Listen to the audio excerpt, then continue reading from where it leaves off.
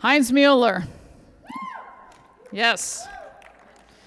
Heinz is one of the most accomplished coaches in the National Junior College Athletic Association, a 9-time NJCAA National Championship Coach of the Year. 9 times. Mueller has guided Phoenix College to 9 NJCAA Division II national titles over the last 22 seasons, including the 2021 squad, which went wire to wire as the #1 team, winning its final 42 games.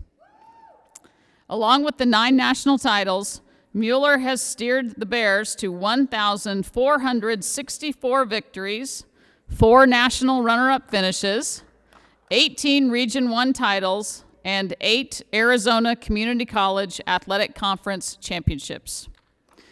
Collecting win number 1,400 in 2020, Mueller ranks #1 among active NJCAA head coaches, and his teams have won 79% of their postseason contests. Additionally, 266 student athletes have received 4-year softball scholarships, and over 290 have graduated from Phoenix College. At this time, yes, go ahead and clap.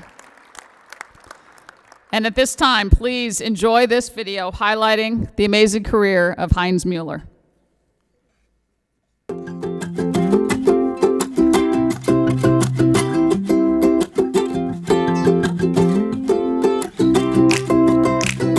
When you heard that Heinz had finally been inducted into the NFCA Hall of Fame, what was your initial reaction? Long overdue. Oh, I wanted to cry. I was so happy. It's just awesome. He deserves it 100%. And so it's very exciting just to hear. Finally, about time. I was really excited for him. He's a great guy. It's as important for Heinz to make sure kids are ready for life after softball as there are when he's on the field. So it's a relationship that's built that lasts a lifetime.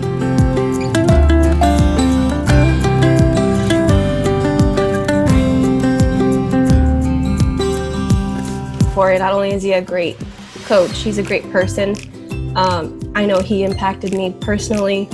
He was one of the only coaches that I could just walk into the door, any given day and just talk to him about life. I first got to Phoenix and I was on this new team and I was from Yuma and it was a late team in Phoenix and I got locked actually out of my car in downtown.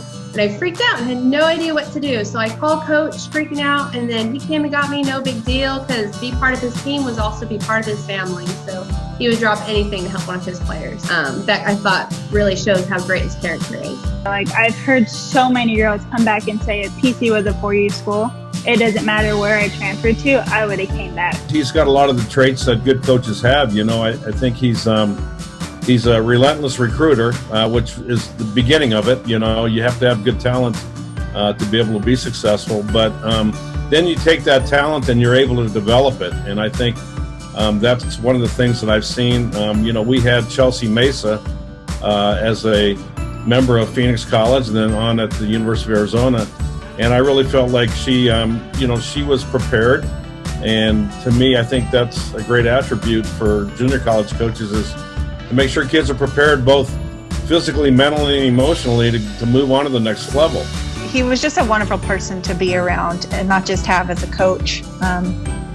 He didn't coach just the team, he coached individuals, and I think that's kind of, now that I look back, what I respected the most is he recognized what I needed from him, and I think that helped me really gain what I needed to go to the next level.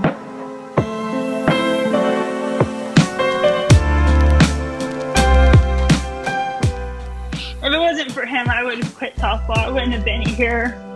I wouldn't have met my fiance. Now, I can't remember exactly what national championship we were at and we were playing. We were about to be eliminated. I had my catcher throw to second base on a first and third situation, and she overthrew to second baseman. And we ended up losing the game. And I bawled like a baby. In the corner, I was crying, and he came up to me and he put his arms around me, and he just said, "You know what, you're still a great coach." He said that wasn't your fault. You made the play that you thought was the best that could help us win that game. And when he did that in that moment, it meant so much to me because that was really my first year and I was trying so hard not to disappoint him. And to have him come up and still express how he believed in me and how he cared for me meant the world to me. And that's something I've never forgotten.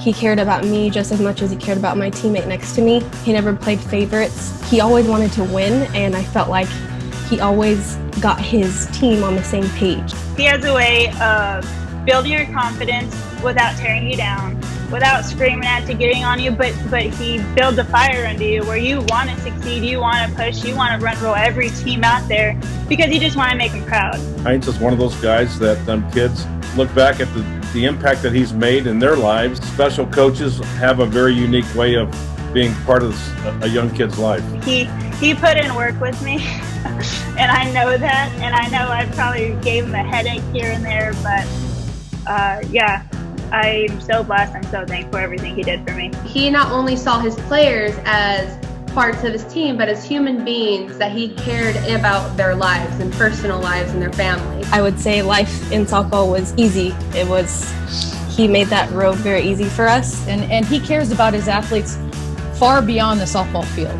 And I can contest to that because I can say I had 3 surgeries. I was ready to be done with softball.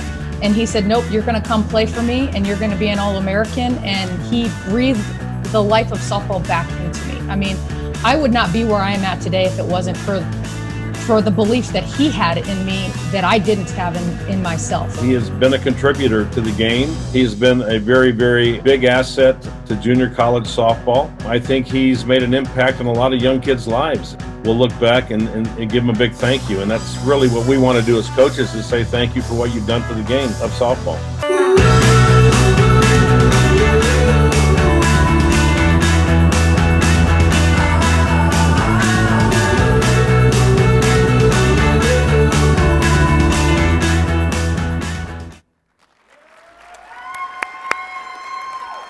Ladies and gentlemen, welcome to the podium. 2020 NFCA Hall of Fame inductee, Heinz Mueller.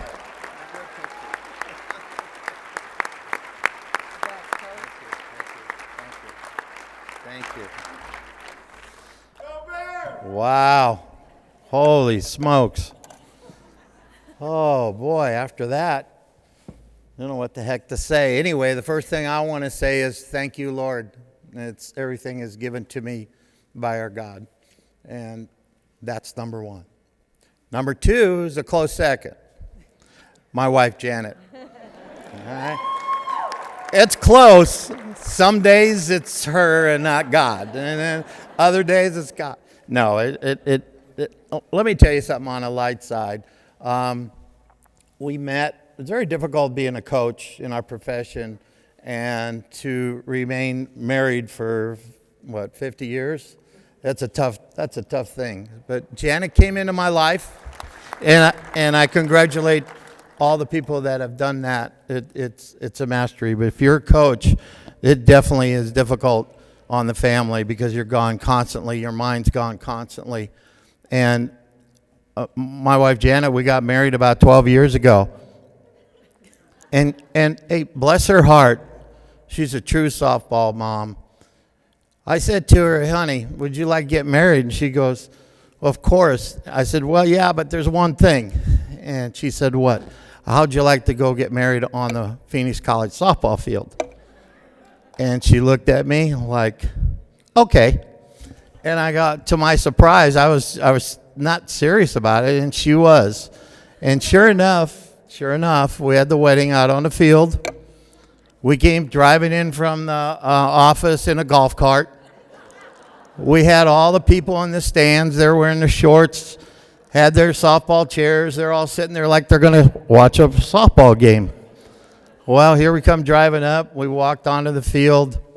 There was music going. We got married at home plate by one of our staff members, was a minister, and he went and did our our marriage, and we did it at home plate. Then my assistant coach, who's a really good singer, sang a song while we were dancing at the plate. You should have seen it. It was awesome. And then after we got done, we walked the bases. We walked first, second, third, all the way, and we scored. What the hell?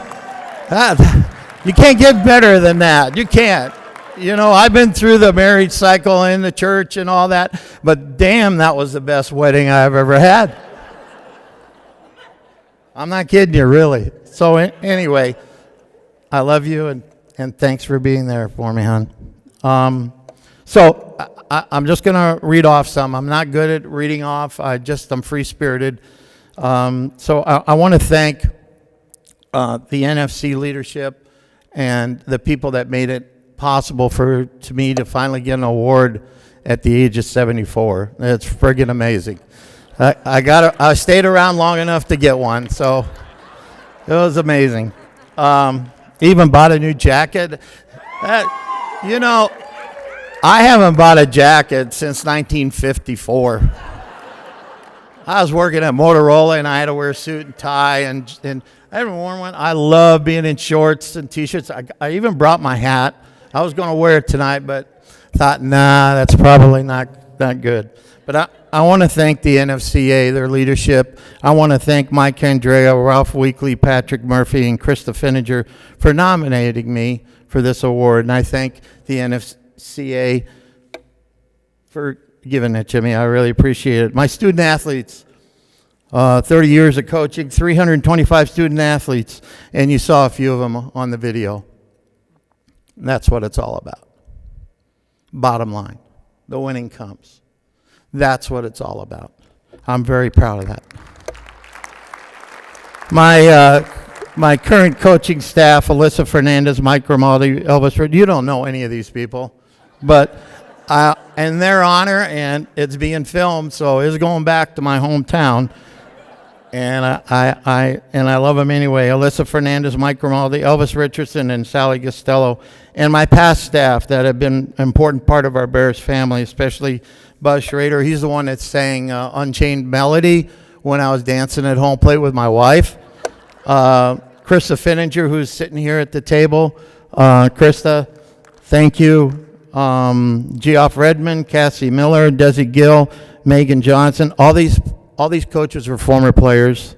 Caitlin Castile, Dallas Kuhlman, Morgan Lee, Dave Norman, and then Chelsea Mays, who also end up, nothing like winning 2 national titles at PC, then winning 2 national titles at U of A, then winning 2 titles at Pro Ball, and then end up coming back to PC to help me coach, and she wins 2 national titles coaching.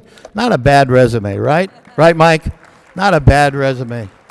So, special thanks to the Lady Bear that took care of all our players to get them on the field. And she's been with me for close to 20 years. And I want to give a congrats to our head athletic trainer and Mama Bear, Lisa Ruiz Gonzalez. Lisa, you want to stand up there or wave your hand or take off your mask so they can see you? No? All right. She's a trainer, man. COVID. I got to get my mask on, man. And, of course, it could not have been possible without Maricopa Community College District of 11 colleges and Phoenix College Administration, President Klein Namo, VP, and I know I butchered that. I know I did. I'm going to hear about it from my president. VP Heather Cruz and my special friend and AD Kristen Kincaid. Last but not least, my fellow head coaches who I come to work with every day that see me in the office when I'm happy and I'm grumpy, and they're just really, really special people to have support you. Okay, so the main people too, besides my wife and family, my 2 stepsons and my daughter and 7 grandkids and not any great grandkids. Want to say special thanks to my mom and dad. I had a special way of coming into this world. My mom and dad of German descent. I was born in Cologne, Germany. And after the war, Cologne was destroyed just terribly. It was hard to make a living. My dad didn't even have a great school education. He had a trade school craft, which got him over to this country. We came over on the boat Queen Mary, and 1953, I was 6 years old, just a little guy. Had my Western hat, my 2 guns, and my jacket, and I was lucky enough to get a picture coming off the boat on New York Times. Got a picture of me at that time. 6 years old now. I'm coming to the United States of America. I'm coming into the Statue of Liberty. Just, I'm just amazed. We go through Ellis Island. We did it the right way. My aunt sponsored us. In those days, you had to have a sponsor to be an immigrant coming over and get citizenship. So what does that all lead to? What it leads to is the way I developed my character. It leads to the way I was brought up. I was very, very introverted. I was shy. In those days, now you're talking a long time ago, folks. A lot of you weren't even around. Some of us was. I was an immigrant boy, didn't know how to speak the language. Didn't know what I was coming. I left all my cousins, all my family in Germany, and now here I was coming to another country. Well, we drove clear. I got into New York. My aunt picked us up. We drove in a 50 Oldsmobile clear across the country to Arizona. Here I was, had to get enrolled in a school where people were laughing at me because I didn't know how to speak the language. They were laughing at me because I was a Nazi German, laughing at me because I had a funny name, spitting at me, trying to cause fights. I got lucky at one time when we moved several times to get into a neighborhood where I could actually generate friendships, How am I going to get along and make friends? Well, I did. I was lucky. They invited me and invited me to play wiffle ball. Now, here's a little kid from Germany. What in the world is wiffle ball? Well, I found out I was pretty friggin' good. So they put me on their side. So we'd play in the backyard. Obviously, if you hit the wall, it was a double. If you hit it over the house, it was a home run. And I got a few of those. And that team really liked me. So I became friends, and I finally learned how to speak the language. But that character was developed during that time, during my childhood. It gave me the drive to be good. I played Little League baseball in high school. I never got further in college ball. I was raised in a different time of the world where you had to get married, you had to get a job. Even at that time, couldn't even go get a college education. It was a whole different upbringing. It was a whole different culture. So my passion for the game developed that way. It was awesome. That was how I got along. That's how I related to people. And so I played, when I was 18 years old, I ran a semi-pro football team. At 18. I had 18, 19, I had a part-time job where I was doing Art Time Productions, which is a company I started for agency for developing talent. And now, musical groups, how in the world would a kid like me get into that? Well, I love music, but I love sports more. And I saw that when I played the game, I enjoyed it. I played start out and slow pitch. I coached club ball for 15 years. I worked in private world with retailer, and then I ended up working 15 years at Motorola. During that time, I won 1,200 games playing club ball. Well, how do you all do that? How do you win a national title, slow pitch, fast pitch, whatever? I did whatever I could, and I developed that relationship with players. It is so critical for you to communicate with your athletes and show them how much you care. Bottom line, you saw it on the video. That's not made up. That's real. And that's the way I live day to day today going forward. Like I told my wife, well, when are you going to retire? I'm not. I'm probably just going to die on the field. Just spray the ashes. We got married. Janet, we got married. Just spray them along. And they run as long as it was a double. They hit it. I'm fine. I'm fine. So I'm serious. That's, I question, how did you get that passion? That comes from within somewhere where and that's how it started. When I was a little boy coming into this country, when I was by myself, I was the only child in the family. It was hard, but I got through it. And the best way now is that my relationships, I'll never quit because of my relationships with my coaching staff, with our staff at the college, as long as they still want me, and my players. My players mean so much to me. You know, these young ladies are so friggin' smart. I don't even want to know how smart they get sometimes, because I let my assistant coaches take care of all the stuff that I don't want to hear about. I tell my coaches and their former players, you guys take care of that. I'll just take care of making sure we're going out on the field and go kick some butt. But the girls are smart. The young ladies are smart. They know if you're BSing them or if you're telling the truth. Honest to God, they're very intelligent. And when we get them, it's a transition period, right? Every year we have to start a brand new program. Every year we have to start a brand new team. You lose a dozen, you bring in a dozen. It's not easy. It's not easy. It's very difficult. But the care and the passion you have, that they know they're in good hands, that they know you care about them, you want them the best, go kick butt, man. When I was a little kid in Germany and I couldn't play and they wouldn't let me play, I went out in the backyard. Okay, I got a ball and made a target on the wall. Man, I threw that ball every day, and I came back, received it, right? Came back, received it. I made sure I hit that target. I threw 500 to 700 balls a day. And when they didn't want me to play with them, I went and practiced. To this day, and Krista can verify this, well, at any warm-up, I can throw a chest-high ball right to the chest. And you know what? I show them too, and they all go, what? Yeah, I don't need to warm up. It's just natural. It's just you know, your skills, the way you've been brought up. It's like riding a bicycle. It's like driving a car. I don't want my players to think about things when they play. All I want them is a passion, and that we're going out there to win. We can be friends before and after a game, but I want my players to go out there. It's a contest. That's what athletics is all about. It's contest. And I am so impressed by you all, because when I started in 1992 in the NFCA, it was really small. I mean, this is just friggin' amazing.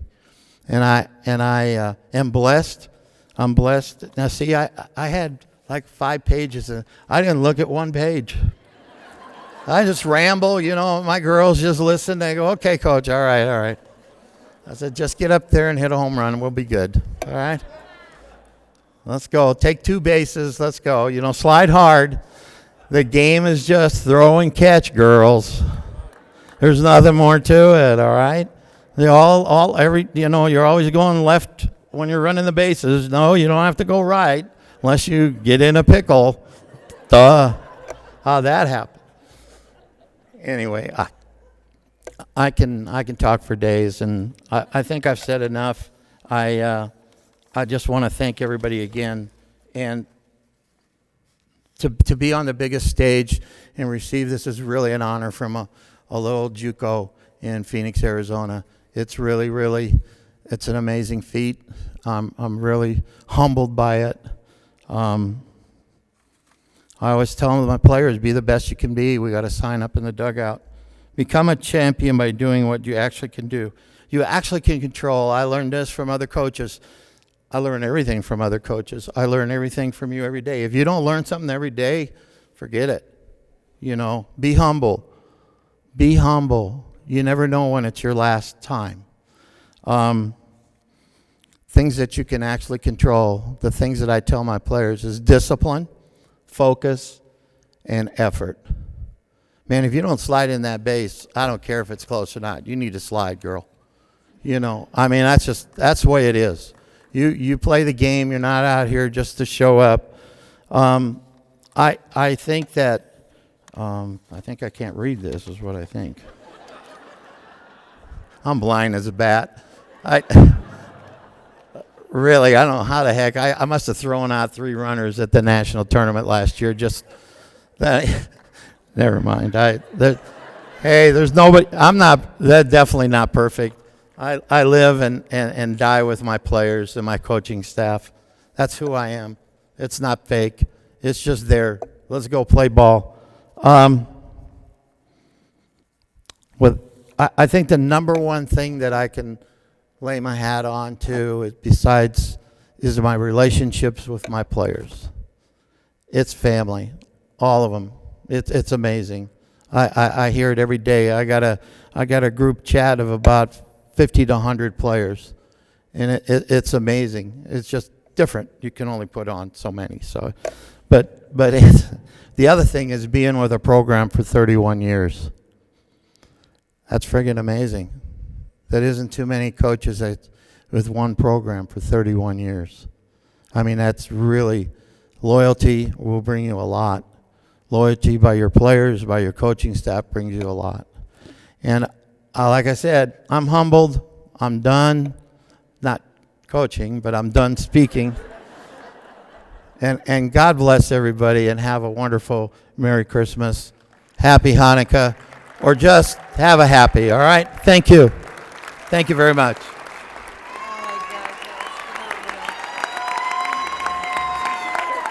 Thank you. Thank you. Yeah.